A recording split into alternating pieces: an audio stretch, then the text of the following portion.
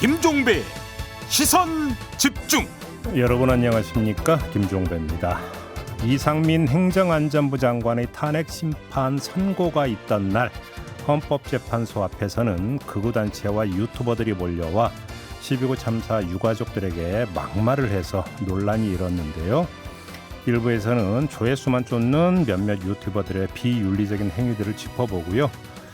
서울 서희초등학교에서 2년차 교사가 교내에서 극단적인 선택을 한 이후 교권 침해 논란이 불거졌죠. 근데 이 논란이 육아 전문가로 알려진 오은영 박사에 대한 책임론으로까지 비화가 됐는데요. 2부에서 이 문제를 비롯해 교권 추락의 원인과 해법을 고민해 보겠습니다. 7월 29일 토요일 김종배의 시선집중, 광고 듣고 시작합니다.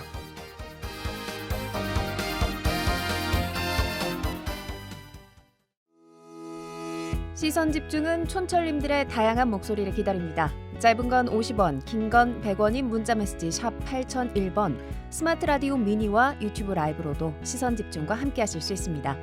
믿고 듣는 진품시사 김종배의 시선집중. 아침을 깨우는 이슈들 같이 들으실래요? 사람 냄새 나는 우리들의 이야기 토닥토담.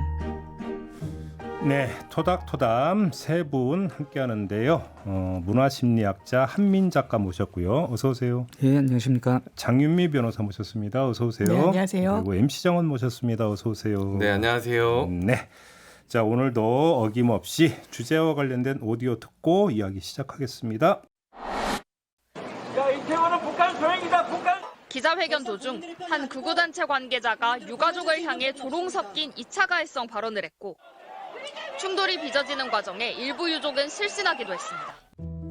유튜브에선 자극적인 방송이 곧 돈이 되기 때문인데 실제로 시청자들의 후원금, 이른바 슈퍼챗 규모 상위 5개 채널이 혐오와 차별 콘텐츠로 얼마를 벌었는지 살펴보니 60개 영상이 7천만 원에 가까운 수익을 냈습니다. 지금 정말 저희도 깜짝 놀랐는데 사람들이 거기에 열광을 해버리는 거예요. 열광을 해가지고 뭐 하룻밤에 뭐 수백만 원은 기본이고 무슨 행사 같은 거 있거나 집회 같은 거 하면 수천만 원씩 막 올라가는 게 막 보일 정도였었으니까요. 처벌받는 대상이 유튜버이지 실제 유튜브 플랫폼이 규제를 받진 않아요. 그럼 가짜뉴스 문제였다가 혐오차별 문제였다가 앞으로 또 이런 부분들이 어떤 방향으로 갈지는 알 수가 없는 것이죠. 네, 참 많이 이야기되고 있지만 전혀 고쳐지지 않고 있는 이 현상에 대해서 오늘 다시 한번 좀 이야기를 해야 될 것 같은데요. 근데 그 이야기 하기 전에 12구 참사 유족에게 했다라는 그 극우 유튜버의 조롱, 12구 참사는 북한 소행이다. 어떻게 이런 말을 할 수가 있을까? 아무리 조회수고 뭐고 이런 걸 떠나서 이거는 윤리의 문제 아닌가 싶은 생각이 드는데 장윤미 변호사는 네, 어떻게 생각하세요? 전 사람의 문제라고 생각합니다. 사람이 사람한테 할 수 없는 일이 있다라고 생각해요. 해서는 네. 안 되는. 네. 자식을 앞세운 부모는 정말 창자가 끊어지는 고통의 비유가 될 정도의 정말 큰 참사를 겪었습니다. 거기서 북한 소행이라고 말해서 뭘 의도하는 겁니까? 조롱하고 싶었던 겁니까? 아니면 비난하고 싶었던 겁니까? 저는 이런 경우 뭐 요즘 극악무도한 범죄 같은 거 정말 사람을 막 해하고 이런 거 뭐 사이코패스 진단하고 이런다고 하는데 저는 말로도 사람을 죽일 수 있다라고 생각해요. 전형적으로 사람을 죽이는 말을 했다. 그게 본인한테 돌아갈 겁니다. 한민 작가님은 어떻게 보세요? 저도 기본적인 인간의 문제라고 생각을 하고요. 네. 이런 발언에 대해서는 어떤 처벌 규정 같은 게 전혀 없나요? 혐오 표현을 강하게 하는 게 특별법이 있는 뭐 이를테면 4.3, 5.18 관련해서 특정 단체나 어떤 역사적 사건에 대해서 명예훼손할 때 좀 가중해서 처벌하는 조항이 있지만 실제로 뭐 기소하고 있지 않고 이게 특정이 돼야 되는 부분이 있어서 아마 법망은 피해 나갈 것 같습니다. 저는 유튜브 채널을 운영하고 있는 사람으로서 저도 늘 경계해야 되는 부분이라는 생각이 좀 듭니다. 윤학괴라는 말이 있거든요. 네? 윤학괴. 그 뭐예요? 유튜브가 낳은 괴물. 네, 자극적인 소재와 콘텐츠를 다룰수록 사람들은 열광하게 되어 있습니다. 특히나 유튜브의 특성상 자의적 선택에 의해서 자발적 시청 이 많은 시스템이기 때문에 사람들은 듣고 싶은 이야기를 듣기 위해 들어오는 사람들이 많거든요. 그 사람들이 열광하게 만들다 보면 더 자극적인 소재로 갈 수밖에 없고 더 자극적인 발언을 할 수밖에 없죠. 네. 그러니까요. 아, 유튜브가 나온 괴물. 네. 그건 이제 저는 잘 지었다고 생각하는 게 원래 그러니까 저 사람이 그러니까 저렇게 생겨먹어서 저런 이야기를 하는 거냐, 아니면 정말로 상술로 하는 것이냐. 저는 최소한의 신념도 아니라고 봅니다. 아, 그러니까 그게 그 문제가 있는 돈 거잖아요. 때문에 했다면 더 나쁜 건데요, 진짜. 이게 유튜브 구조상 이 정치 시사 부문은 굉장히 보수적으로 이 알고리즘이 반응을 하거든요. 아, 그래요? 네. 그래서 좀 편향된 이야기나 뭐 이런 것들이 들어가면 이제 소위 말하는 노란 딱지가 붙습니다. 그러면 이제 조회수가 아무리 나와도 수익이 거의 나오지 않거든요. 그날 이제 그 편 수익은 없는 거죠. 그래서 이런 분들, 이런 자극적인 발언, 허위 날조 이야기를 하시는 분들의 특성을 보면 라이브 방송을 많이 하세요. 아, 그 이유가 뭐냐면 그래야 슈퍼챗 수익을 얻을 수가 있습니다. 아, 그러니까 상술이라고 그러니까 타겟은 슈퍼챗입니까? 슈퍼챗이죠. 조회수 수익은 오히려 거의 없을 수도 있어요. 아무리 조회수가 높아도 노란 딱지를 받으면 유튜브에서 이제 광고로 인한 수익으로 지급이 되는 건 거의 0원에 가깝습니다. 그러면 결국은 조회수 때문이 아니라 슈퍼챗 때문이다. 그렇죠. 약간 단순화한다면. 네, 들어오시는 분들이 이제 원하는 말, 더 자극적인 말에 대중은 특히나 반응을 하거든요. 특히나 이 채널을 보러 오시는 분들이라면 그쪽 성향이 강하신 분들이지 않겠습니까? 자극성의 문제다. 네. 예, 저는 이제 그 채널들을 보시는 분들의 심리에 대해서 좀 생각을 해봤는데요. 네.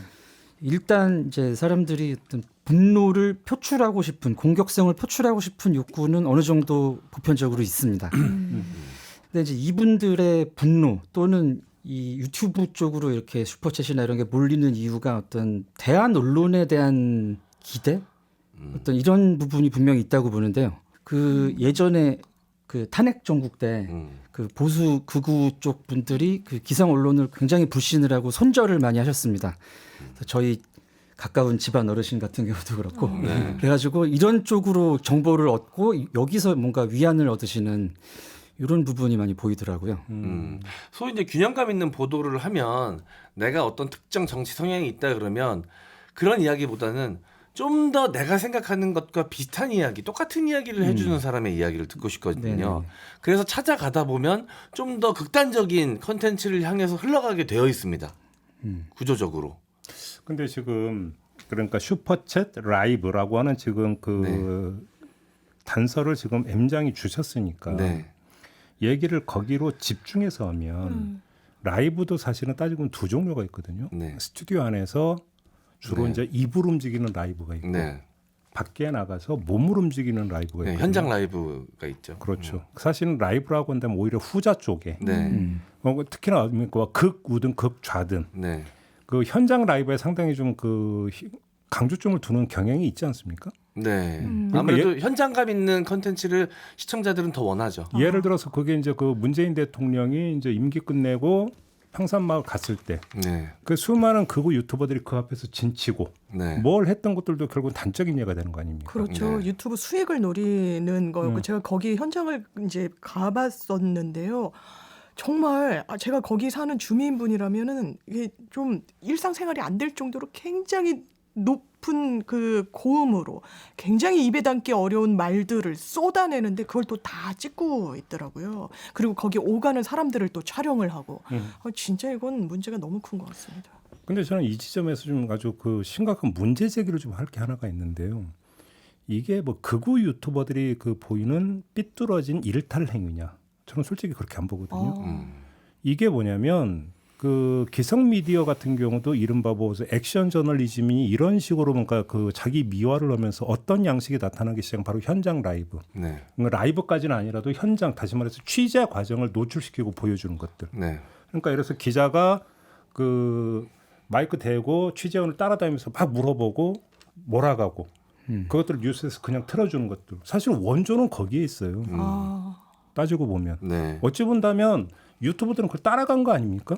까놓고 이야기해서 그렇죠. 그런 면이 있는 거 아닌가요? 기성 미디어에서의 현장 취재 뉴스가 반응이 좋다는 거를 그대로 어떻게 보면 이어받은 것이죠. 그러니까요. 제가 예전에 오랫동안 기자 이제 TV 방송 기자 몸담으신 분이 약간 반농담 쪽이긴 했는데 이제 현장에 출동하는 기자들이 현장감을 살리고 일부러 막 카메라를 흔들기도 하고 막 이랬다는 거예요. 그리고 이제 몰카 형식으로 이제 가방 형식으로 가져가서 이렇게 찍는 게 대단히 현장감을 고스란히 살린다고 해서 시청률도 막 견인하고 하니까 그거는 비일비재했죠. 몰카는. 네. 그러니까 가방 이렇게 이제 하고. 근데 저는 개인적으로는 사실 그거 보면서 이거는 미화될 성질의 그 저널리즘 양식이 아니라고 저는 생각을 했거든요. 왜 그러냐면 어떤 긴박한 현장을 보여주는 걸 지금 갖고 얘기하는 게 아니잖아요. 어떤 취재원의 어떤 반론이나 입장을 듣기 위한 것으로 한정을 해보죠. 그러면 그 저널리즘 원칙에 따르면 반론도 당연히 보장이 돼야 돼요. 그런데 보장돼야 되는 반론이 어떻게 행사될 것인가에 문제가 있어요. 그런데 갑자기 부지불식간에 불현듯 기자가 나타나서 난데없이 마이크 들이대고 한마디 해보세요라고 해보면 뭔가 법률가신 한번 말씀을 이게 정당한 정상적인 방어권, 반론권 행사가 되겠느냐라는 거예요. 그러니까요. 제가 저희 사무실에 어떤 이제 고위 검찰 출신 분이 계시는데 과거에 검찰일 때 처리했던 사건이 되게 화제가 됐던 적이 있어요. 잘못했다는 취지로. 그런데 뭐 미리 양해를 구하거나 하지 않고 검색하면 어디 사무실에서 일하는지가 나오잖아요. 그냥 사무실에 오는 겁니다. 카메라를 대동하고. 제가 그분을 두둔해서는 아니지만 그런 식의 취재는 맞지 않다. 그러면 저한테 제가 어쨌든 기자 출신이니까 어떻게 하면 좋겠는지를 물으시길래 답변하지 말고 대응하지 말라고 그냥 말씀을 드렸어요. 거기는 응당한 취재 요청이라고 보기는 어려웠던 것 같아요. 그러니까 오히려 그것이 그러면 내가 보도하고자 하는 내용의 한쪽 당사자로서 반론을 보장해줘야 되는 지금 취재원이 되는 거라면 취재원이 정상적인 상태에서 온전하게 반론권을 행사할 수 있도록 기회를 열어주는 것도 의무예요. 맞습니다. 그리고 그 의무 사항에는 내가 취재해서 지금 이런 뭔가 문제의식을 가지고 이렇게 보도하려고 하는데 당신 입장이 뭡니까라는 것도 사전 고지를 해줘야 되는 거죠. 그런데 그런 것 없이 다짜고짜 그러니까 마이크 들이대고 어떻게 생각하십니까? 하는데 그러면 이 사람은 당연히 당황하겠죠. 당황해서 걸음이 빨라져요. 걸음이 빨라지는데 그러면 쫓아가요. 뛰어가요. 그러면서 이제 하다 보면은 뭐 사람인 이상 어떻게 하다가 뭔가 좀 의상으로 나올 수가 있어요. 근데 이런 것들이 뭔가 이 사람이 캥겨서 그러는 것처럼 뭔가 문제가 있고 뭔가 감추는 게 있는 것처럼 이미지를 심어줘 버리잖아요. 그렇죠. 그 자체가. 이 자체도 몰아가기라는 거거든요. 어찌 본다면 그거를 유튜버들은 지금 따라가고 있는 거예요. 엄밀하게 얘기하면. 기성 언론의 문제점을 답습하고 있다. 이제 현장에 나가면 아무래도 사람들이 좋아하는 그림, 소위 말하는 이제 좋은 그림을 뽑아내기 위해서는 그 안에서 이 사건 사고가 좀 있어줘야 되거든요. 그러니까 이제 좀 더 자극적인 그림을 처음엔 이제 찾으려고 하다가 찾는 거에 한계가 있다 보니까 어느 순간 자기도 모르게 그 그림을 만들고 있기도 하거든요. 일부러 도발을 하는 거죠. 네. 근데 저는 까놓고 이게 극우 유튜버들만의 문제냐는 거예요. 네. 까놓고 얘기해요. 모든 저널리즘이 항상 경계해야 되는 부분이라고 생각합니다. 이 사람들이 이제 그 군중 심리학에서 이론에 따르면 이 현장의 그 분위기에 굉장히 쉽게 휩쓸릴 수가 있습니다. 특히 이제 예측 불가능한 일이 계속 발생을 하고 거기서 정서적 흥분이 높아지고 당황하고 이러면 이제 극단적인 행동이 나오고 뭐 이럴 수 있기 때문에 그리고 이제 보통 이런 이야기가 나올 때 극우 유튜버들 이야기가 자주 등장하는 이유 중에 하나가 그쪽이 시장이 파이가 큽니다. 아 그래요? 슈퍼챗에 공이 하나 더 붙어 있다고 생각하시면 돼요. 지불 능력이 다른 겁니까? 아무래도 연령대가 높으시고 경제적으로 좀 안정돼 있는 분들이 지지하는 경우가 많아요. 그래서 공이 하나 내지는 두 개는 더 붙는다. 두 개까지. 네. 이렇게들 얘기하거든요. 그래서 그 시장 내에서도 경쟁이 굉장히 치열합니다. 그럼 본인이 극우적인 생각이 없는데 그런 방송을 하는 사람들도 있겠네요. 뭐 생계보수, 생계형 극우도 있을 수 있겠죠. 네. 근데 그거는 사실 뭐 좌파 성향의 유튜버들도 똑같은 그 환경에 노출되어 있긴 한데 시장의 파이 자체가 다르다라고 이야기합니다.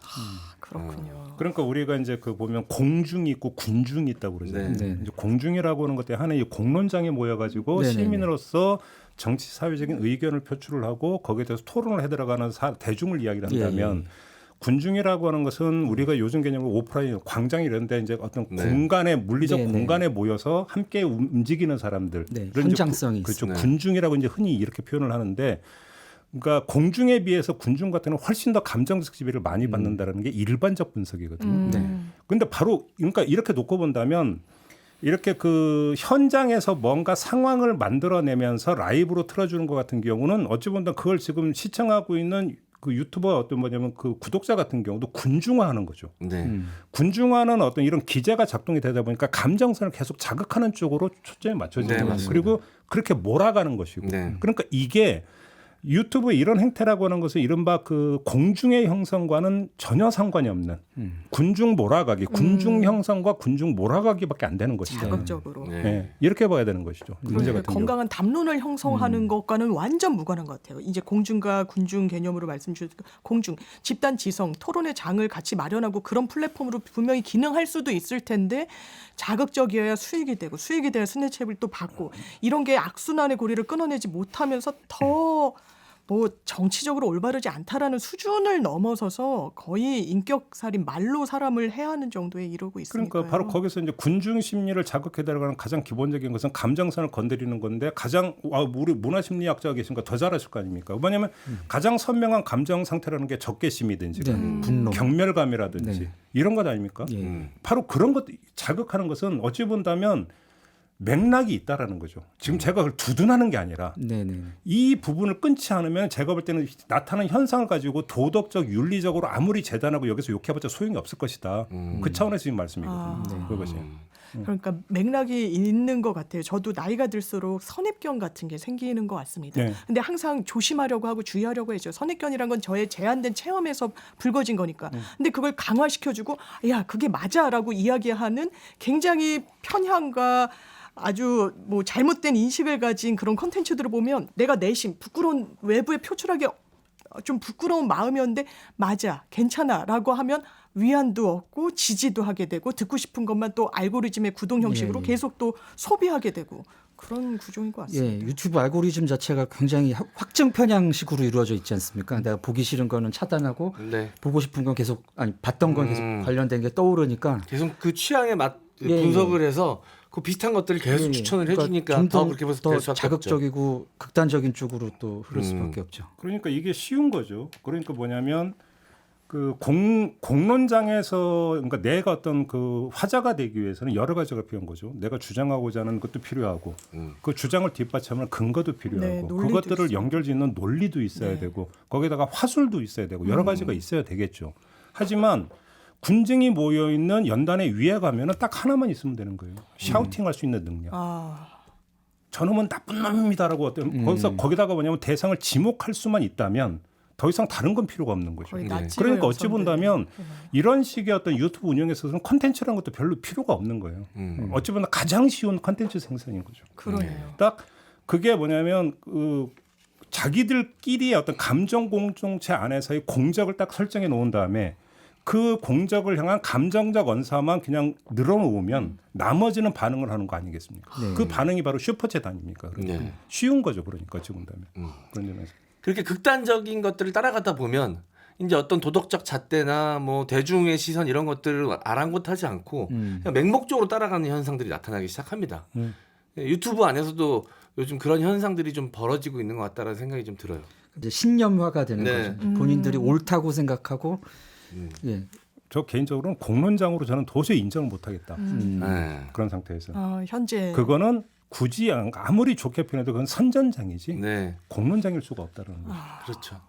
취향에 의해 매몰되는 공간이 되어가고 있습니다. 감정 공동체죠. 그 그렇죠. 유튜브 채널에서 채널 운영자와 구독자들이 만나는 것은 하나의 감정 공동체. 감정 공동체 안에서 그 이루어지는 어떤 감정적 교류. 정보의 교류와 의견의 교류가 아닌 감정의 교류. 감정의 교류는 끊임없이 어떤 게 어떤 그 원리가 작동하는 스킨십이 강화되면 될수록 감정적 교류는 더 강화되지 않습니까? 그렇죠. 그러니까 그러면 스킨십을 할 수 있는 게 뭡니까? 가려운 걸 긁어주는 거예요. 가려운 것을 긁어주는 게 뭡니까? 욕해주는 거죠. 욕해주는 거. 그러니까 메커니즘이 있다라는 거죠, 그게. 그러니까 이게 어떻게 보면 상호 똑같이 작용하게 되거든요. 유튜브를 운영하는 채널주나 그 시청자들. 처음에는 시청자들이 채널주의 성향을 따라가면서 열광하게 되고 그 채널주가 하는 말을 좋아하는데 어느 순간 그 채널주가 자신의 생각과는 다른 이야기를 하면 댓글을 통해서 엄청나게 반응을 하게 됩니다. 반발하고 그러면 떠나가게 되고 그러면은 수익으로 조회수도 떨어지고 수익이 떨어지는 게 눈에 보이기 때문에 그렇죠. 채널주 입장에서도 이들이 듣고 싶어하는 얘기만 할 수밖에 없어지는 거예요. 계속해서. 그러니까 한순간은 교주인 줄 알았는데 나중에 알고 봤더니 노예더라. 이렇게 되는 거죠. 네. 그게 뭐 조회수 전쟁이든 뭐든지 뭐 슈퍼챗 뭐 이런 거 이면에 깔려 있는 네. 메커니즘 아니냐. 네. 근데 그런 것들을 상당히 경계하면서 계속해서 좀 채널을 운영하려고 사실 그렇게 운영을 해야 장기적으로 좀 운영이 가능하거든요. 근데 문제는 그러면 시장이 너무 좁아지죠.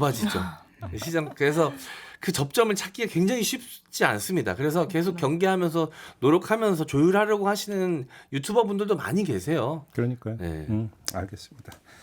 이 문제는 이 정도로 정리를 하고요. 잠시 전하는 말씀 듣고 두 번째 주제로 넘어가겠습니다.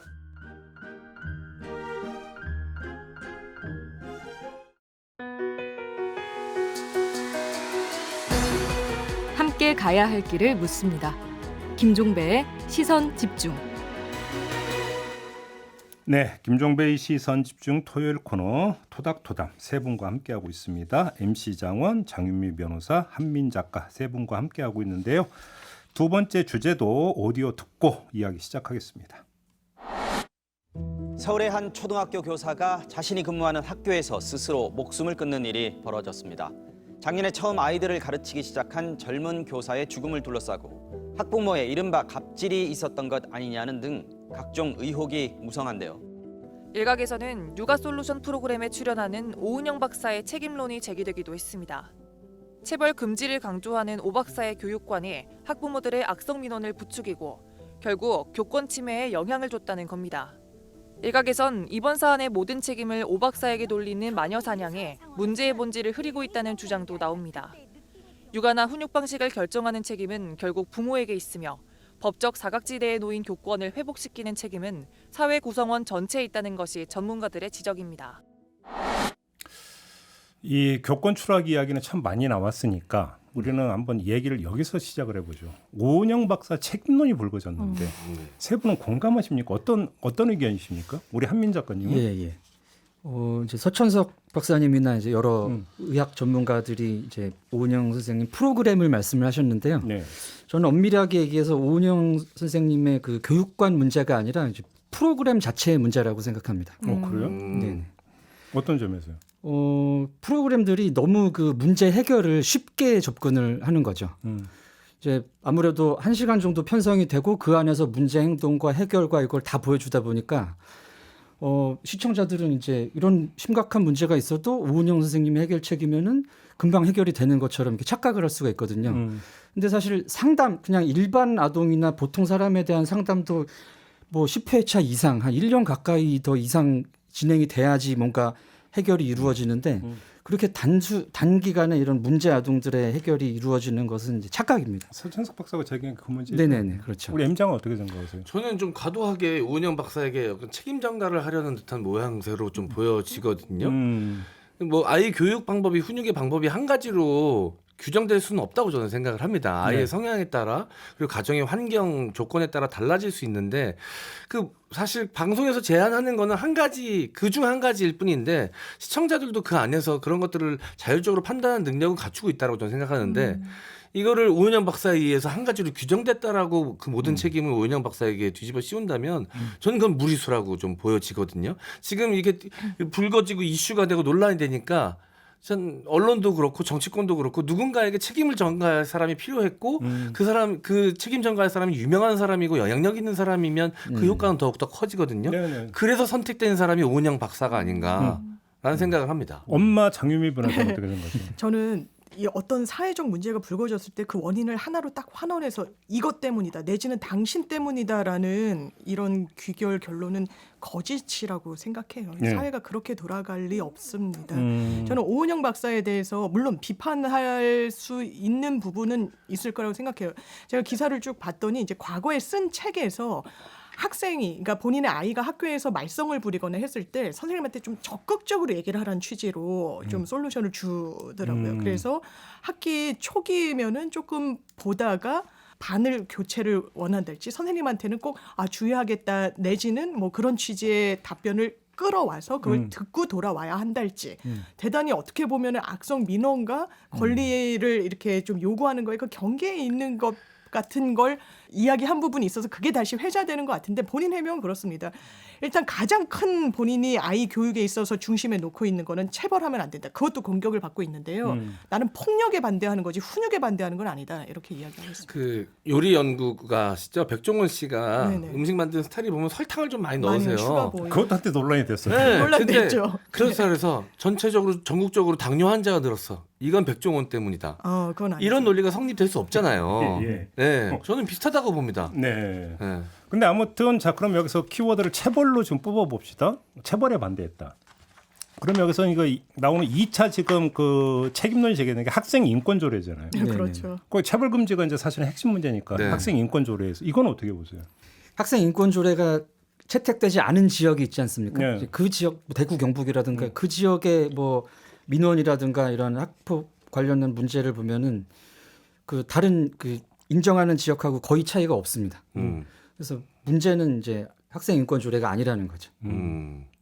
임장은 어떻게 생각하세요? 네, 저도 우리 작가님이랑 비슷한 생각인데 그 데이터로 나와 있지 않습니까? 그 방송에서도 소개해 주셨던 걸로 저 기억이 나는데 시행하고 있는 광역자치단체와 그렇지 않은 자치단체 사이에 어떤 유의미한 차이점이 발견되지 않았다라는 거죠. 이 데이터적으로 수치적으로 나와 있고 그 학생 인권과 교권이 어떤 전체적인 파이가 정해 있어서 이 학생 인권이 올라가면 교권이 낮아지고 교권이 높아지면 학생 인권이 낮아지고 이런 문제로 해결해야 될 문제인가 그렇지 않다라고 둘 다 신장시킬 수 있는 문제거든요. 네, 맞습니다. 근데 이거를 같은 그러니까 파이 안에서 나눠 쓰는 문제다라고 생각하는 것 자체가 좀 시작부터가 좀 잘못됐다라고 생각이 듭니다. 저는 애를 키워보니까요. 네. 이런 생각이 듭니다. 저도 이제 체벌에 반대해요. 왜냐하면 저도 아이를 한번 잘 키워보고 싶어서 초기에 막 육아 팟캐스트 이런 걸 막 듣고 이랬습니다. 거기서 아이한테 100가지 좋은 걸 해주는 것보다 한 가지 나쁜 걸 안 해주는 게 좋다. 그러면서 이 폭력을 행사하는 게 여러 데이터적으로 아이에게 좋지 않다라는 건 과학적으로 검증했다라는 취지로 언급을 하시더라고요. 여러 전문가들이. 그런데 이제 키우다 보면 야, 이 정도면 좀 맞아야 되는 거 아닌가라는 생각이 들 때가 이 정도면 이제 때려야 되는 거 아닌가라는. 자, 여기서 네. 돌발되면 그러니까 지금 애 때린 적 있습니까? 없습니까? 저는 상상으로 아이를 키울 때는요 이렇게 야무지게 아이가 정말 잘못하면 이렇게 훈육도 요리조리 하면서 때리는 것도 딱 적당하게 할 줄 알았는데요. 적당하게. 네, 근데 일단 못 때리겠고요. 네. 일단 이 아이가 막 꼼지락꼼지락거리고 이게 다니면 때리기가 어렵고 생각보다요.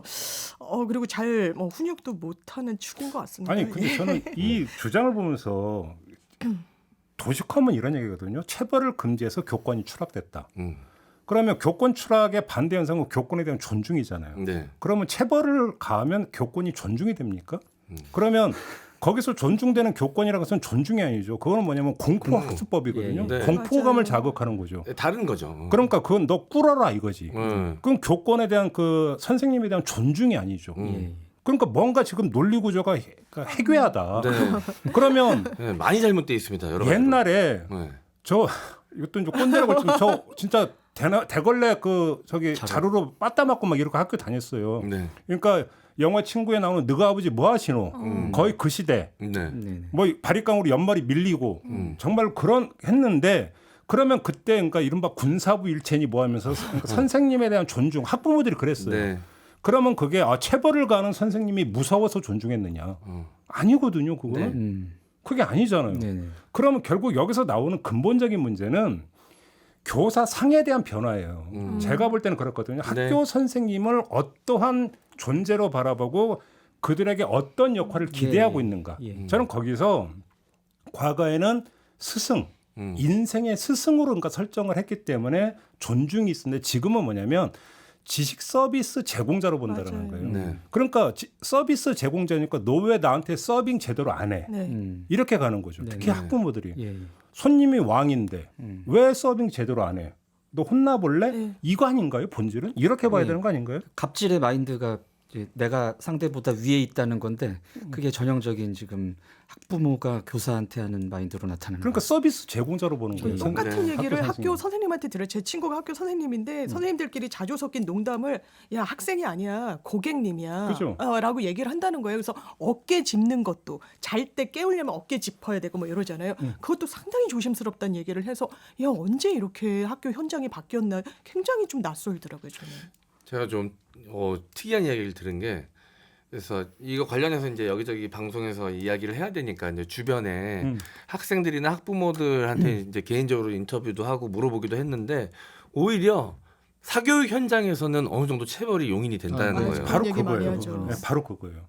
그러니까 사교육이 창궐하다 보니까 공교육에 의존하는 게 없는 거죠. 네. 그러니까 공교육이나 사교육이나 모두 똑같이 그러니까 지식 전달에 모든 포인트를 두고 있어요. 학생이나 학부모가. 네. 근데 지식 전달 그래서 성적 향상이라는 측면에서는 사교육이 훨씬 효율적이거든요. 네. 그러니까 거기서는 서비스의 질이 높다 보니까 불만이 상대적으로 적은데 공교육은 졸업장이라는 자격증을 따야 돼서 억지로 다니기는 하는데 별로 효용 가치는 없는 것. 이렇게 접근하니까 비하되는 부분이 있는 거 아니냐라는 거죠. 그게. 이제 최근에도 어떤 선생님이 학원 선생님이었습니다. 너무너무 큰 소리로 혼을 내면서 뭐 단어를 외워라 이러면서 아이들이 주눅이 들어서 무릎을 꿇고 학습을 하고 있었다고 하는데 만약 학교 현장으로 고스란히 옮기면 어머니들이 아버지들이 가만히 있지 않았을 것 같거든요. 난리 나죠. 아니 100번 양보해서 학생 인권 조례가 문제라고 쳐요. 그러면 그거는 학생들의 갑질에 해당이 되는 거지 학부모의 갑질하고 무슨 상관이 있습니까? 그렇죠. 학생 인권 조례가? 네. 예? 네. 근데 지금 그 교권 추락의 어떤 사례로 막 제시되는 거 보면 물론 학생 케이스지만 학부모 케이스가 더 많지 않나요? 거의 50% 가깝더라고요. 예, 학부모가 금쪽이인 경우가 대부분인 것 같습니다. 근데 그거 어떻게 학생 인권 조례 때문이라고 봐야 돼요? 네.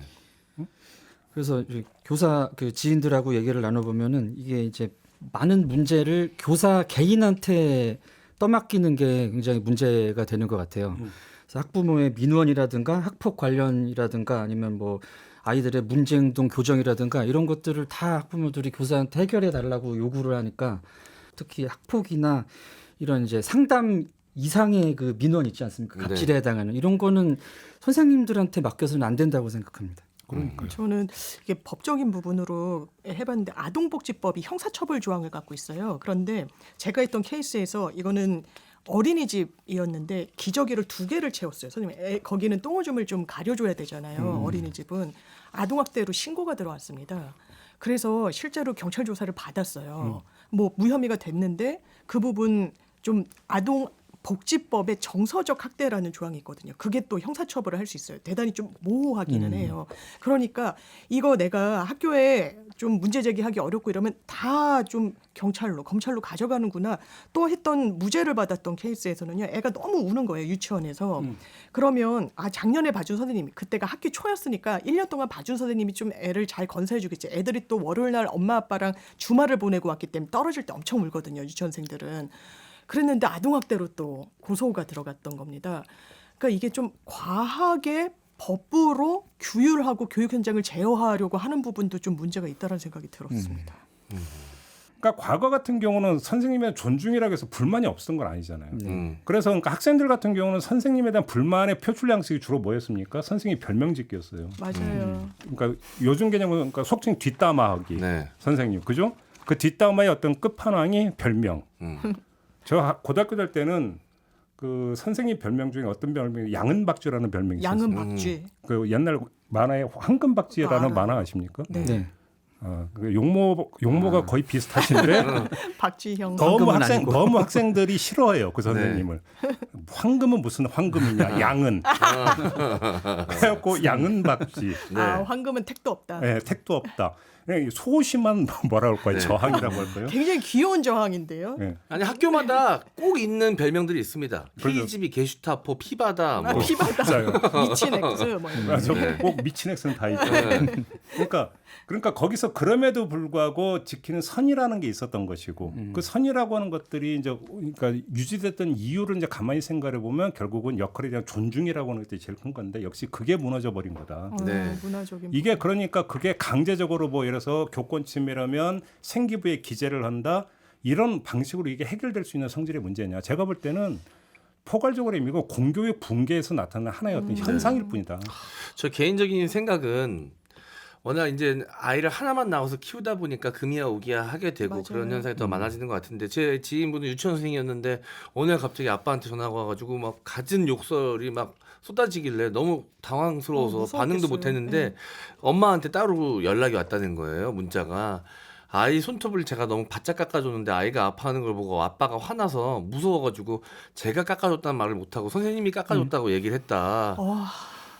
뭐 그렇게 얘기한 엄마도 문제가 있지만 거기에 이제 화가 나가지고 선생님한테 전화해서 육두 문자를 쓰고 막 언성을 높였던 그 아빠도 제가 봤던 제정신이 아니죠. 그래서 결국은 선생님은 그만뒀는데 선생님은 그만뒀어요? 네, 그것 때문에 이제 정서적으로 너무 충격을 받아서 그 유치원 선생님을 그만뒀습니다.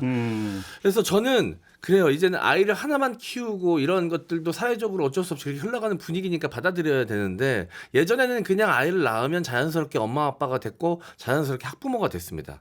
저는 거기에도 어떤 교육과 배움이 필요하다고 보거든요. 네. 맞아요. 저는 그래서 공교육이 이걸 담당할 수 있을지는 모르겠지만 저 개인적으로는 부모로서 혹은 학부모로서 갖춰야 될 기본적인 소양도 교육을 받는 공간이 필요하다고 봅니다. 지금 좋은 포인트를 말씀해 주셨는데요.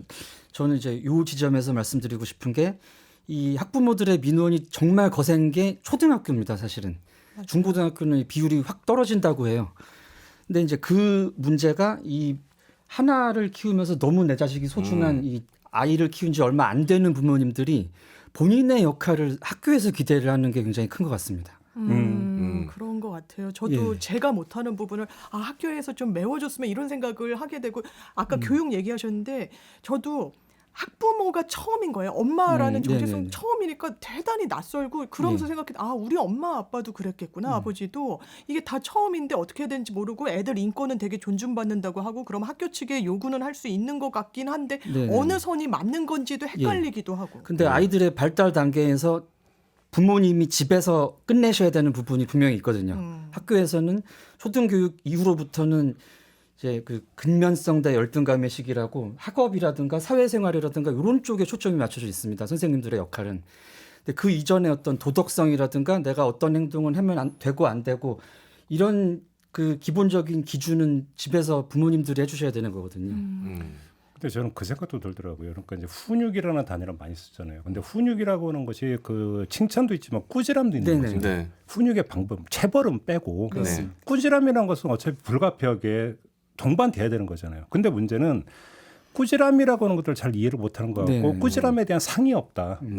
무조건 그냥 좋은 것만 해줘야 되고 나쁜 건 안 해줘야 되는 쪽으로만. 꾸지람이라고 하는 거에 대해서 어떤 그 꾸지람이라고 하는 것의 필요성에 대해서 잘 모르고 두 번째는 안다 하더라도 어디까지가 꾸지람이고 어디서부터가 학대인지 한 기준도 그러니까 제대로 모른다라는 거예요. 그러니까 뭐 선생님 입장에서는 이것이 어차피 훈육 과정에서 당연히 나올 수밖에 없는 꾸지람이라고 생각한 게 학부모 입장에서는 학대로 이제 그 간주가 돼서 뭐 소송 걸고 이러는 거잖아요.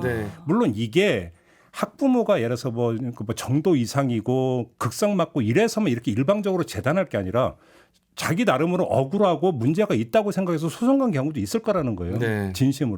근데 거기서 가만히 잘 보면 학부모로서 내가 내지 선생님이 어느 정도까지로 하는 게 꾸지람 영역으로 인정을 해줄 것인가라는 상이 없다라는 거죠. 그러네요. 이게 그냥 잘못된 점을 지적하면서 사실 굉장히 드라이하게 아무런 감정 없이 이야기하기 오히려 더 어렵지 않습니까? 근데 선생님이 여기에 약간 어느 정도 감정이 들어가면 어떤 학부모들은 그것도 아이를 향한 폭력이라고 생각할 수 있거든요. 근데 이 꾸지람이나 훈육 과정에서 아이들이 수치심이나 죄의식을 경험하는 게 굉장히 중요하거든요. 발달 오히려 단계에서. 경험해야 된다. 아니 그러니까 꾸지람이라고 하는 것은 부끄러움을 유발하는 행위가 꾸지람이잖아요. 잘못했다는 걸 인식시키기 위해서. 그러니까 부끄러움을 알아야 다시는 안 한다라는 각오가 그러니까 그대에 따라붙는 거니까. 근데 왜 아이에게 부끄러움을 줬느냐 해버리면 이건 답이 안 나오는 거죠. 그렇죠. 그렇게 부모님들이 생각하시는 거는 굉장히 큰 문제입니다. 물론 이것이 어떤 상대의 어떤 인격 자체를 근본적으로 막 부정하고 뭐 이런 것을 지금 두둔하려고 하는 얘기는 아니잖아요. 이거.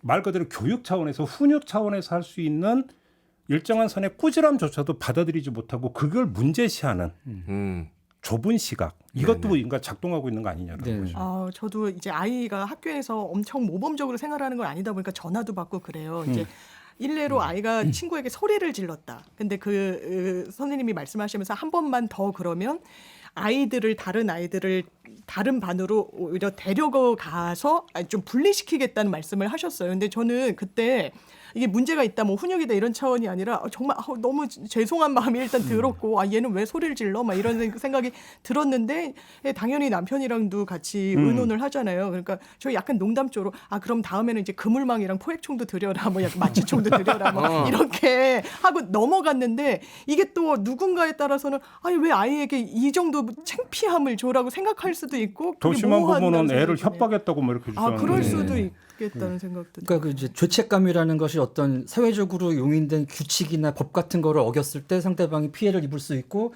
그러면은 안 된다, 너는 이제 처벌을 받을 수 있다, 이런 관념을 심어주는 거거든요. 그걸 가지고 또 학대라고 하시면은 정말 곤란합니다. 이거는. 그러네요. 그러니까 학생 인권과 교권이라고 하는 것들이 대립항으로 놓고 반비례 관계로 설정하는 것 자체가 제가 볼 때는 문제가 있는 거고요. 그러면 그 학교 선생님들이 어디까지가 되는 것이 정상적인 교육 활동인가에 대한 근본적인 시각차가 있는 거죠. 이것들을 좁혀나가는 이런 사회적 논의 과정이 있어야 되는데, 이런 것도 교육부는 건너뛰어 버리고 그냥 모든 것들을 벌칙적 관점에서 그러니까 접근하잖아요. 생기부에 기재하도록 한다. 그럼 무서워서 니네가 하겠냐? 그렇지. 그러면 네 손해인데 이거잖아요. 맞아요. 결국은. 성적에 꼼짝 못하는 그러니까. 너희들, 너 한번 괘씸하니까 한번 두고 봐라. 뭐 약간 그런 느낌? 아니 그러면 입장 바꿔서 고등학생은 그렇다고 쳐요. 대입에 몫을 걸고 있으니까 그렇다고요. 초등학생들이 그런 거 고려합니까? 전혀 안 하죠. 초등학생들은 특히 발달 그 범위가 굉장히 넓거든요. 그러니까 대책이라고 하는 것들 내놓은 것도 너무나 안일하다라는 거예요. 그러니까 책상머리에서 그냥 그 말 그대로 저기 불 꺼지면 그것만 이렇게 땜질하는 거, 반창고 붙이는 거. 이런 식으로 그러니까 교육이 이 지경까지 와버린 거 아니냐라는 거죠. 이게. 그런데 교육계에 한참 계시던 분들이 교육부도 가고 그런 정책도 하고 하시는 거 아닌가요? 그러니까요. 오래 계시기가 쉽지 않으니까요. 힘들어서. 학교 선생님마다가 교육부 가는 경우는 뭐 교육청은 가는 경우는 있어도 교육부로 가는 경우는 별로 그러네요. 없고. 거기는 아주 완전히 공무원분들이 또 많이 업무를 보시니까요. 그러니까 어찌 본다면 왜 교육청이 제대로 대처 안 하냐라는 얘기를 하는데, 어찌 본다면 그거는 교육청 같은 학교 선생님마다 이제 뭐 장학사 이렇게 가는 경우도 많이 있으니까 오히려 이제 거기서 아는 부분도 있을 수가 있는 거죠. 거꾸로 본다면. 근데 우리 사회가 너무 단순하게 접근한다라는 거예요. 그런 점에서 그냥 불거진 거에 대해서 땜질하고 응급 처방하면서 그것을 대책인 양 포장해 들어가는. 맞아요. 네? 항상 누더기식으로 좀 땜질식으로 대안 마련하고. 그러니까 제가 볼 때는 뭐 얘기하다 보니까 이제 특히나 그 학생과 학부모 같은 경우가 교사의 어떤 교사가 어떤 역할을 해야 되는가에 있어서 너무나 지금 과거에 비해서 너무 좁게 지식 서비스 제공자로 너무 폄하되어 있는 부분이 하나가 있는 것 같고, 두 번째는 어떤 교육상이죠. 교육에서 꼭 어떤 필요한 꾸지람, 야단이라고 하는 것들이 어디까지 용인될 수 있는 것인가에 대한 공통된 어떤 공감대가 없다. 여기서 나오는 갈등 양상 아니냐? 좀 이렇게 좀 봐야 되지 않을까 싶은 생각이 좀 들어요. 근데 이제 빠르게 변화할 것 같긴 합니다. 과도기에 있는 것 같고요. 사실 사교육에 종사하시는 분들도 이야기 들어보면 지금 이렇게 사교육이 잘 되는 것 같지만 마지막 불꽃이라고 이야기하시는 분들도 계시거든요. 이후 아이 출생률을 보면 이제는 몇 년 아니면 이제 몇 년 뒤면 전국에 있는 아이들이 다 수도권에 있는 대학에 모두 진학을 할 수 있을 정도 수준이 됩니다. 그렇게 되면 사교육도 의미가 없어진다고 하거든요. 그럼 공교육도 또 가야 할 방향이 어딘가에 대해서 계속 치열하게 지금 고민해야 되는 시기입니다. 세상은 빠르게 변화해 가고 있는데 공교육도 그렇고 오히려 사교육은 빠르게 대응을 하고 있는데 공교육은 지금 빠르게 대응을 하지 못하고 좀 계속 늦춰지고 있거든요. 그러면서 그 간극 사이에서 벌어지는 지금 사고들인 것 같다는 생각이 듭니다. 알겠습니다. 뭐 저는 이 이야기가 오늘 진행됐던 이야기가 선생님들은 아무 잘못 없다는 그런 뜻은 아니라고 생각해요. 아까도 말씀을 드렸지만 학생들에 소심한 저항, 별명 짓기, 여기에 뭐 게슈타포라든지 미친 엑스 뭐 이런 것들이 왜 나오겠느냐. 거기는 선생님답지 않은 선생님도 과거부터 있어 왔던 것도 엄연한 사실이다. 우리는 그런 거 부정하지 않는다. 그럼에도 불구하고 서로 그럼 같이 존중하면서 그러니까 그 공존할 수 있는 그 지대가 무엇인가.